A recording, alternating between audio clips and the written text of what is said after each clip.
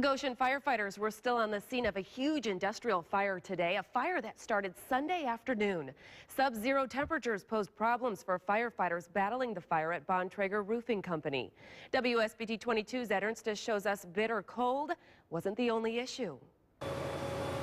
Sunday afternoon, Goshen firefighters had their hands full with the fire at Borntrager Roofing.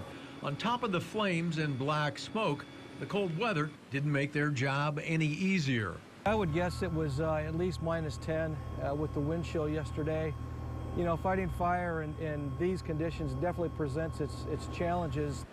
Even with layers on, he says the wind and cold can eventually go right through you. Being warm in this environment is relative. You can dress as much as you want, but you do get really cold after a while. You know, in this environment too, as cold as you get, as quickly as you get cold, it takes that long to warm up as well. Then there's the matter of spray from aerial trucks on men and equipment. It's really miserable in this kind of weather, especially when the wind starts. That's when it's the worst. And then we had 2 aerials working last night, so you get overspray, it freezes up, equipment doesn't work.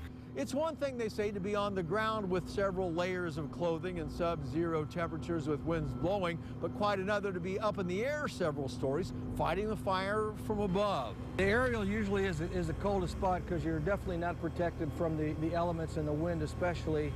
We usually rotate those crews more frequently than the ground crews, depending on the given environment.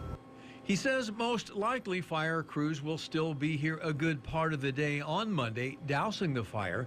This in an effort to eventually allow heavy machinery to come in to remove a collapsed roof to allow investigators to look for a cause.